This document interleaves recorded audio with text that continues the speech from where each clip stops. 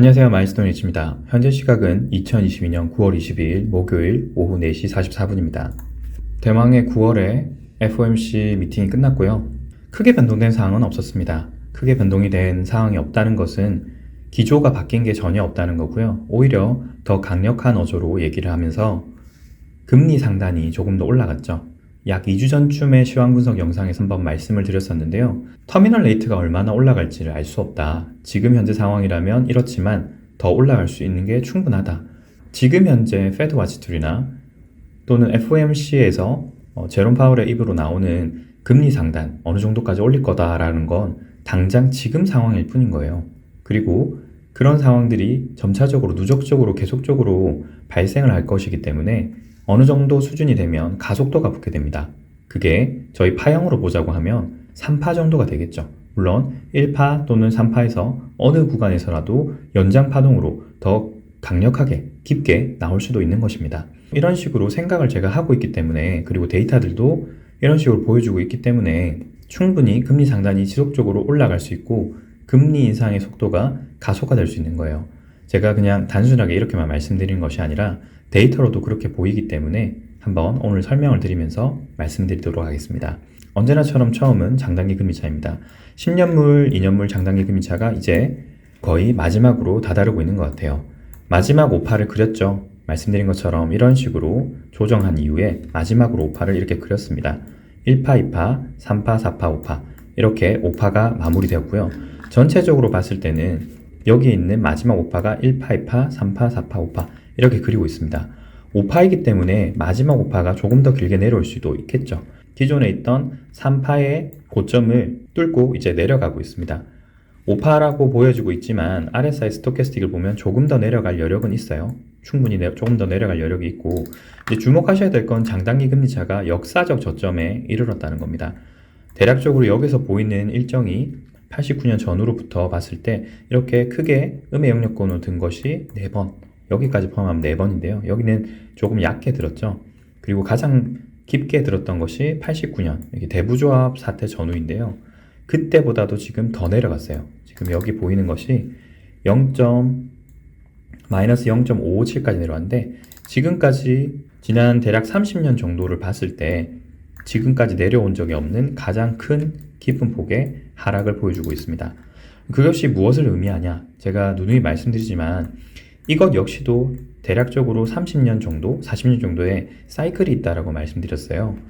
80년대쯤에 금리가 가장 상단이 있었죠. 10년물, 2년물 금리 마찬가지입니다. 이런 식으로 80년대 최상단까지 올라갔던 금리가 이제는 2020년까지 거의 제로 금리까지 내려갔단 말이죠. 그런 이후에 다시 지금 상승폭을 보이고 있기 때문에 이 금리 역전폭도 가장 마지막까지 이 사이클에 맞춰서 깊게 내려간 것이다 라고 봐야 될 겁니다. 왜냐하면 이렇게 금리가 지속적으로 떨어지면서 국채를 많이 찍었죠. 대호황의 시기라고 제가 말씀드렸잖아요. 금리가 이런 식으로 떨어지다 보니까 국채 가격은 점점 올라가고 더 많은 사람들이 국채를 사려고 하는 그런 시기였다는 말이죠. 갖고만 있어도 충분히 안정적인 이자율을 지급받고 동시에 국채의 가격이 지속적으로 올라가는 시기였기 때문에 너나 나나 국채를 발행했을 때 다 사가려고 했어요. 특히 미국도 마찬가지고요. 그렇게 해서 국채가 많이 남발이 되고 국채가 만발이 되면서 많은 사람들이 미국이 만든 부채로 성장을 해왔죠. 그렇게 하다가 이제 돈이 너무 많이 풀리다 보니까 이제는 더 이상 찍어낼 수도 없는 거예요. 사실 찍어낼 수는 있지만 그렇게 했을 때 생긴 문제, 인플레이션이라는 게 정점이었잖아요. 그렇게 돈들이 계속 풀리고 어느 시점에 어떤 트리거로, 최근의 경우 같으면 우크라이나 러시아 사이의 전쟁과 전체적인 국제 정세가 점점 긴장 관계가 고조됐잖아요. 미중 무역 전쟁도 그렇고. 그렇게 하면서 돈이 이제는 묶여있지 않고 안정적으로 어떤 자산에 묶여있는 것이 아니라 움직이려고 하는 시점이 도래한 거예요. 그리고 움직이려는 시점이 도래하면서 장단기 금리차가 역전이 되면서 그 현상들이 점점 더 눈에 가시적으로 드러나고 있는 거죠.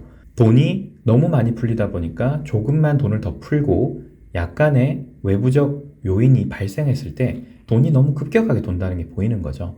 그러므로 인해서 어쩔 수 없이 단기 금리를 더 빨리 수축시키지 않으면 물가를 도저히 잡을 수 없는 상황인 거죠. 동시에 돈을 너무 많이 풀었기 때문에 이제는 더 추가적인 건전한 미래 성장을 예상할 수 없으니까 실제적으로는 물가 상승은 일어나지만 미래에 대한 낙관은 전혀 없는 그런 상황이 생기는 거예요.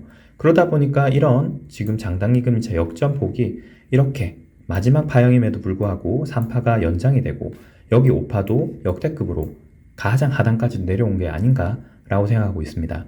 물론 말씀드린 것처럼 여기서 더 떨어질 수 있습니다. RSI 스토캐스틱이 아주 최하단까지, 특히 RSI가 최하단까지 내려가지 않았어요. 물론 이게 3파의 연장 파동이기 때문에 여기는 과매도까지 들어갔지만 5파는 반드시 그럴 필요는 없습니다. 그래서 조금 더 내려갔다가 올라가는 이런 식으로 가능하겠다는 거죠. 자, 그러면 만약 이렇게 5파가 끝나서 5파가 끝났다면 여기서부터는 어느 시점부터는 돌리기 시작을 해야 될 겁니다. 돌린다, 장단기 금리차가 플러스권으로 양해권으로 올라간다라는 말이 무슨 말이죠? 10년물 금리의 상승폭이 2년물의 상승 속도보다 훨씬 가파르다는 거죠. 여기에 올라갈 여력이 더 많다. 혹은 떨어진다고 하더라도 덜 떨어진다는 거예요. 자, 10년물의 상승 속도가 좀 더 빨라지려고 하면 결국에는 인플레이션이 장기적이고 지속적이 된 그런 상황이 되는 거예요. 그리고 코스피 200인데요. 이 상황까지 왔다면 여기서 파형 해석을 하는 건 큰 의미가 없다고 생각해요. 이유가 여러 가지가 있는데요. 일단 말씀드릴 건 이렇습니다. 1파, 2파 이후에 여기서 나올 수 있는 시나리오는 이제 거의 다 나왔다.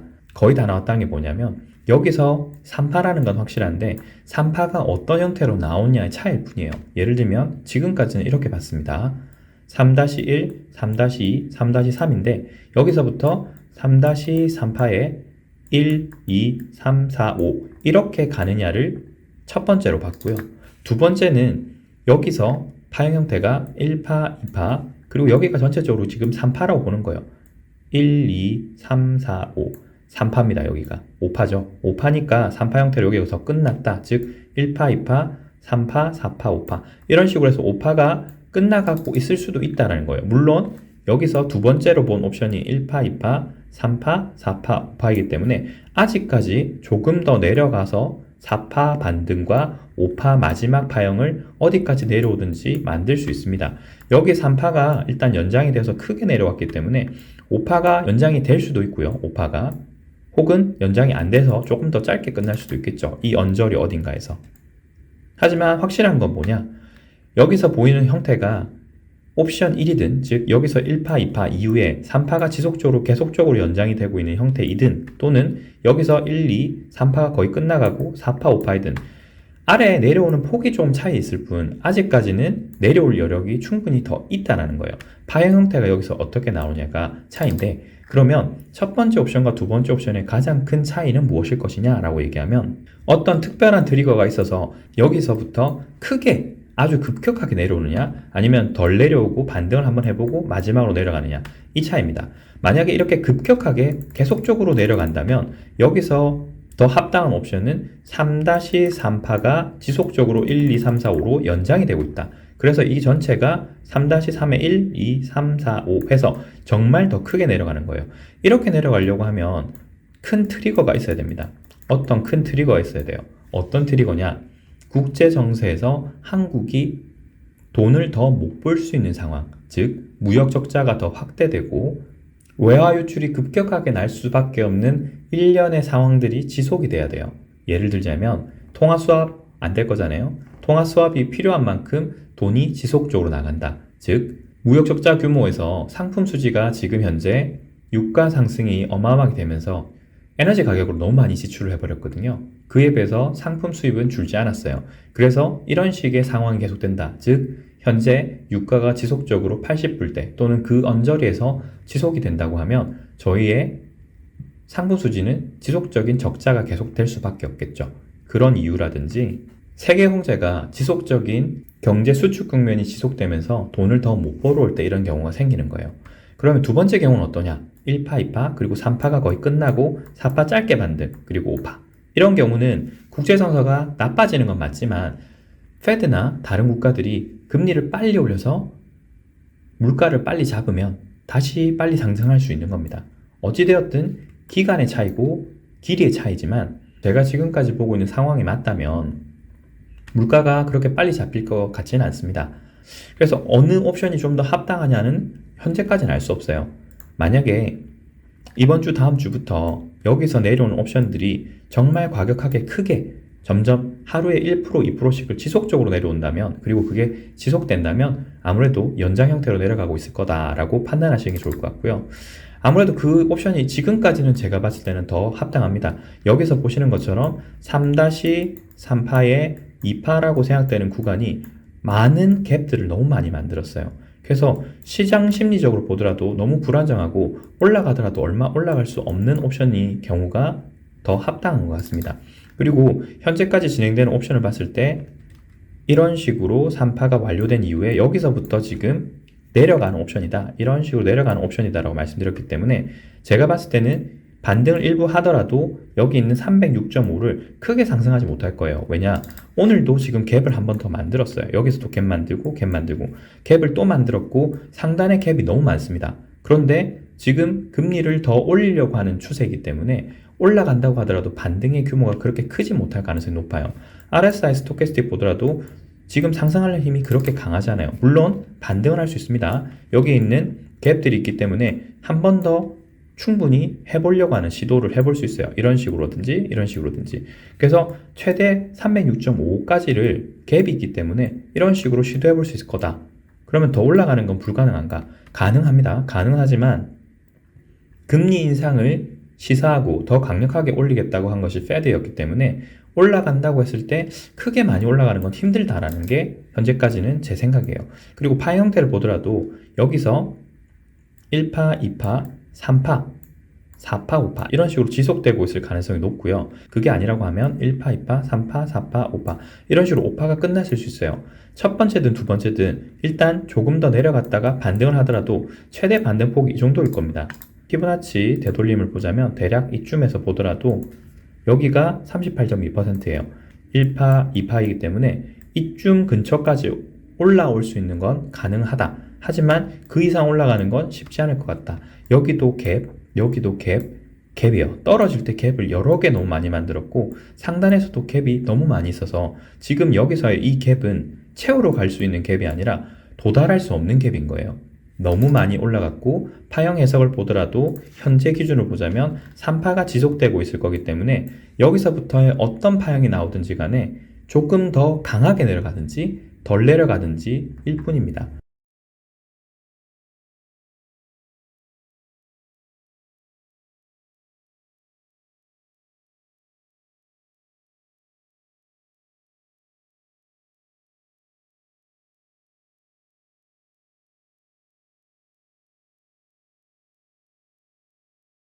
현재까지 여기까지 내려올지 그 이하로 내려올지는 알 수 없어요. 시장이 어떤 식으로 움직이냐는 사건과 이벤트의 크기와 파급력에 따라 다를 수 있는 겁니다. 최근에 러시아가 지속적으로 핵 위협과 동원령을 얘기하고 있죠. 그리고 폴란드를 포함한 일부 유럽 국가들이 한국의 방산 제품들을 사고 있어요. 충분히 전쟁이 확전될 수 있는 상황을 대비하고 있다라고 밖에 생각되지 않습니다.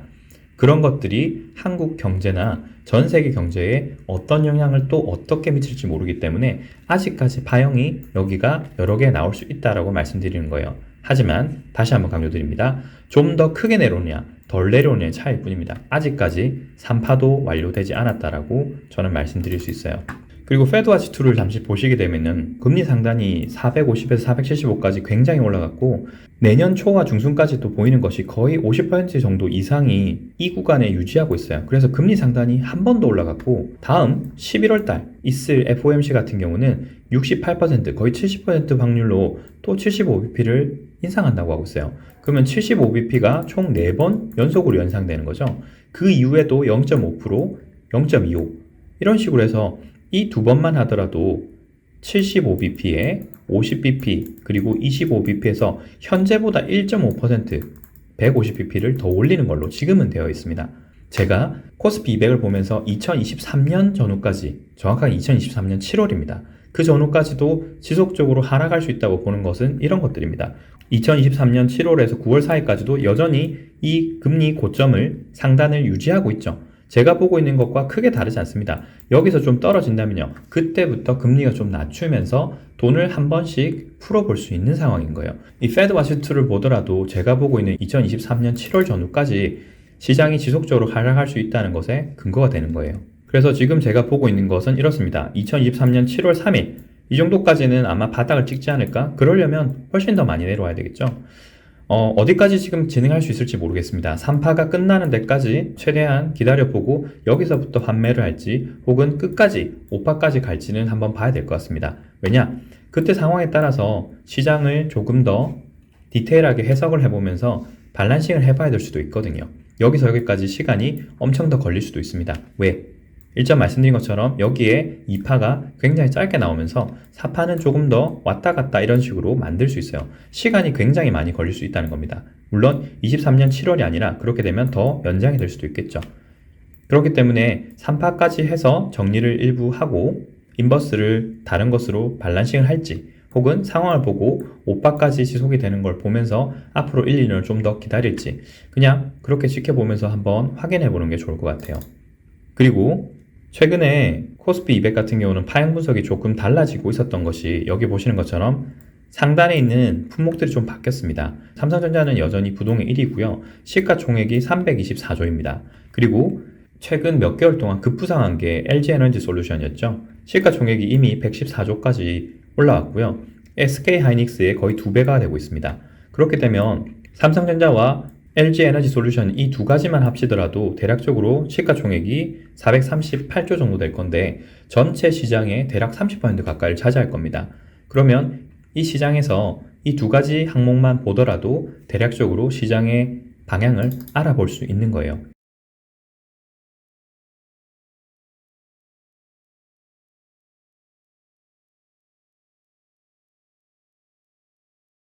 나스닥도 전체적으로 보면 여기서 보이는 형태가 이제는 거의 끝나가고 있는 것 같아요. 끝나가고 있다는 게 뭐냐면 여기서 이미 5파 파형을 거의 만들었기 때문에 일부 반등한 이후에는 그 이후부터는 지속적인 하락이다. 파 형태를 보자면 1파, 2파 여기가 연장 파동으로 갔다고 했죠. 여기서부터는 3파의 연장, 즉 1, 2, 3, 4, 5 이런 식으로 해서 3파가 끝나고 그래서 전체적으로 파형을 보자면 1, 2, 3, 4, 5 5파가 거의 끝나가는 것 같아요.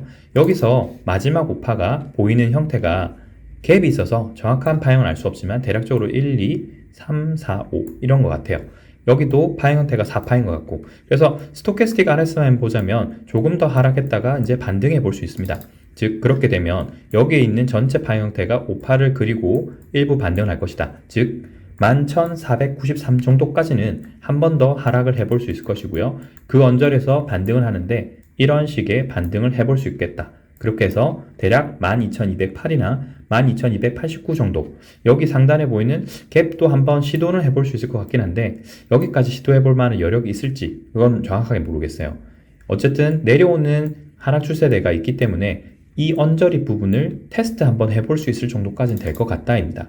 어쨌든 현재 기준으로 보면 충분히 더 하락할 수 있고요. 일본 기준으로도 그러면 더 하락할 수 있겠죠. 더 하락할 여지가 아직까지 남았다. RSI가 아직 과매 도권까지 들지 않았다. 주봉 기준으로 보자면 추가 더 하락할 여지가 남았다. 그리고 여기는 시그널이 아직까지 겹쳐져서 과매 도권까지 들지 않았기 때문에 추가 하락 반등 이후에 더 떨어진다면 이런 식으로 하락하겠죠. 여기서도 이런 식으로 하락할 겁니다.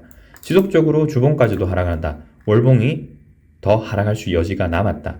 특히 여기 같은 경우는 5파 하락, 3파 상승, 5파 하락 이런 식으로 큰 N자형 하락을 제가 예상을 하고 있기 때문에 여기에 내려오는 파형 형태가 크게 강력하게 내려올 가능성이 아직도 남았어요. 금리도 아직 올라갈 가능성이 훨씬 더 남았기 때문에 충분히 나스닥도 한국처럼 더 많이 내려갈 가능성이 남았습니다.